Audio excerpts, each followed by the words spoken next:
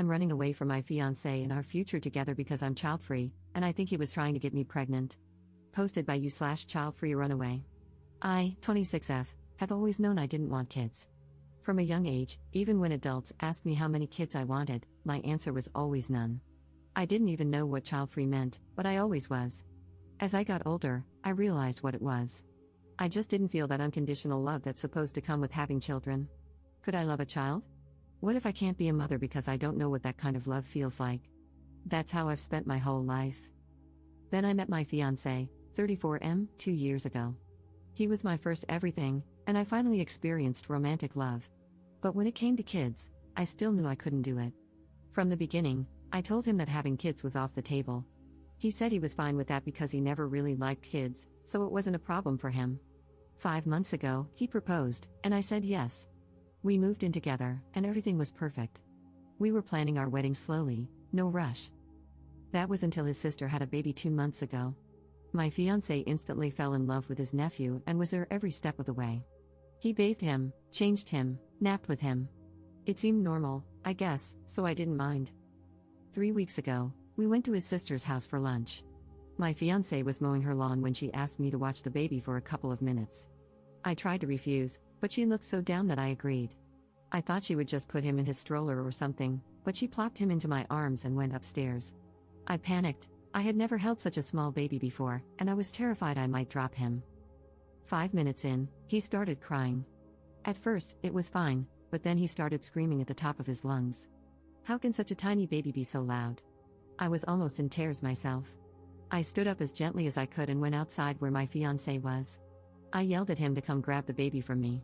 He came over, took a picture of me holding the baby, and instead of taking him from me, he started giving me tips on how to calm him down. He pushed the baby closer to my chest and said, "He really suits you." I was on the verge of a panic attack. My hands were trembling, and I was even more scared to drop him. I yelled, "If you don't grab him, I'm putting him on the floor." He got angry, called me a bitch, and grabbed the baby. I couldn't handle it anymore, so I took an Uber home. He came home around midnight, showered, and went to sleep on the couch. The next morning, he was already gone when I woke up, and he didn't come home until 3 a.m. I told him we needed to talk, but he just said, "Tomorrow," and went back to the couch. The next day, when I came home from work, he was waiting for me. We sat down, and he apologized for how he reacted, saying he didn't know what got into him. I asked the question I already knew the answer to. Me, do you want to have kids now? Him, I don't know. I just love him so much, you know? Me, well, that's normal, isn't it? Him, I guess. But do you really feel that strongly against having kids? You don't even have to get pregnant or give birth, we can adopt. I talked about how scary pregnancy and childbirth were for me, especially because of how hard it was for my mom. She'd almost died giving birth to me due to complications, and she had to have an emergency hysterectomy. Me, that's not the only reason, and you know that. You know how I feel about not knowing if I could love a kid unconditionally. Him, I know, but you learn to love me, right? You can love a child too. Listen, we don't have to agree on this now. We can get married first and then revisit it. Please don't shut it down immediately.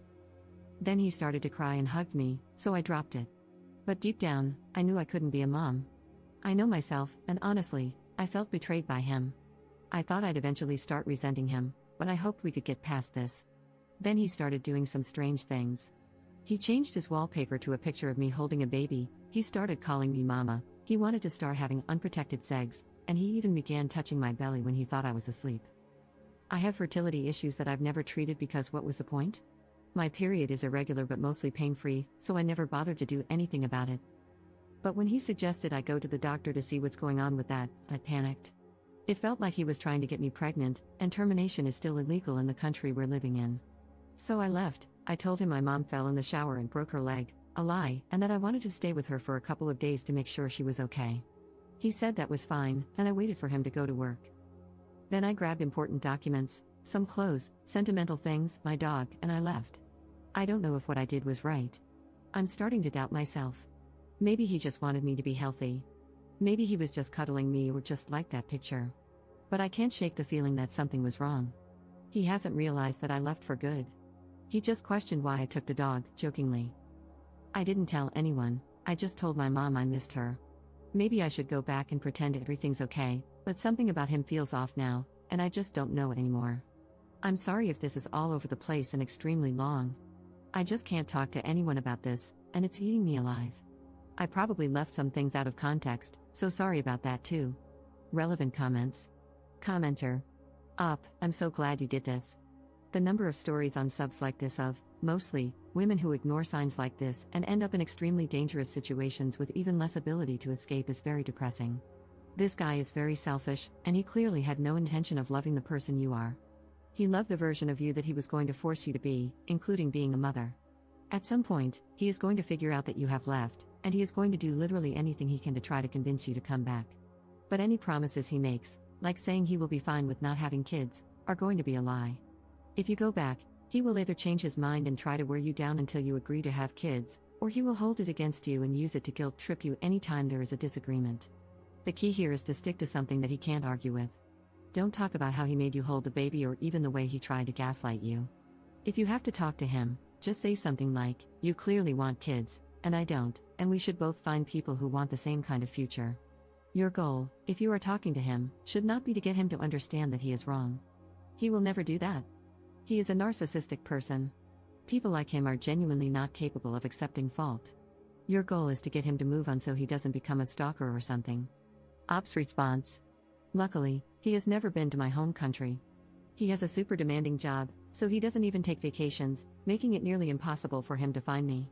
Even if he tries, I'm not even in the capital or near it. Update 10 days later. So, I'm going to try to make this as chronologically accurate and concise as possible. If something is unclear, I'll clarify in the comments. The first thing I did after my last post was get a blood pregnancy test. It was negative. That night, I also spoke to my mom. I wasn't comfortable sharing every single detail, so I left some things out, but she told me she supports me and that I can stay with her for as long as I need. I also talked to my sisters. They admitted they never liked the idea of me dating someone so much older, but they didn't want to push me because they know me. If they did, I'd probably get angry, distance myself, and become even more dependent on him. I apologized for overreacting to everything and assured them that they should never hesitate to tell me if something feels weird or wrong. I called my boss and gave him a more family-friendly version of the story. He was absolutely livid, not only with him but also with me for not telling him sooner. He's like my work dad and was the one who requested that I join him. He said he didn't bring me to a foreign country without intending to take care of me. He promised to pull some strings to get me a position at the office in my country since my former position was already filled. He also told me that if I wanted to get my things back, I could go back on a Saturday, and he would accompany me. After thinking about it, I decided to go back. It might seem silly, but I had spent a lot of money on K-pop photo cards, albums, and mangas, and I didn't want to start my collection from scratch. So, I spent a couple of days with friends and visiting family, realizing how lonely and isolated I had felt in a foreign country. Even though it's not that far from home, I knew I could never leave my family like that again. Even my dog seemed happier spending every afternoon cuddling with my mom. I also visited my father's grave. I've always hated cemeteries and avoided them, but I needed him in that moment. I went alone, brought fresh flowers, cleaned a little, and just sat there talking to him. I told him none of this would have happened if he hadn't passed away. I cried, a lot, then laughed like a crazy person. I ended up staying for about 3 hours, but it felt so healing. I also went to my mom's gynecologist, and she said it was possible to get a tubal ligation, especially considering my health issues. She warned me it could take about 6 months, but I was okay with the wait, so we started the process. I felt so free after that appointment and just so much happier being home. I didn't even think about my ex until he messaged me asking about my mom. I told him she was doing better and that I'd be back on Saturday. I decided to talk to him face to face since I was already going back to collect my things. On Friday afternoon, my sister lent me her car and I drove back. It's almost a 12-hour drive, but with breaks, it took about 14 hours. I went straight to my boss's house, and when I arrived around 9 a.m., he asked me to have breakfast with him and his family. Afterward, he and his son came with me to my ex's house to help pack up my things. I even got some of my favorite plants. They made fun of my taste in music, and we finished in about an hour and a half. Afterward, I went to my ex's sister's house. I needed to know if the whole baby incident had been a setup. I knew she didn't work on Saturdays, so I went into her house. Luckily, she was home and invited me in. We sat in awkward silence for a moment until I asked her, "Did your brother ask you to make me hold the baby?" Her, "What, huh, no, why? What even happened that day?" When I went downstairs, you weren't there, and he said you got sick and had to leave. Me, what did he tell you exactly? Her, he said you had a panic attack because of fertility issues and that holding the baby was triggering. I told him that didn't sound like you, but he said, how are you supposed to know more about my fiancé than I do? Then he left. Me, what the actual hell? Her, yeah, he even said you wanted to babysit and go to the park as a couple with a baby, but I told him he was crazy if he thought I'd let him use my baby like that. He got mad at me and didn't speak to me for a couple of days.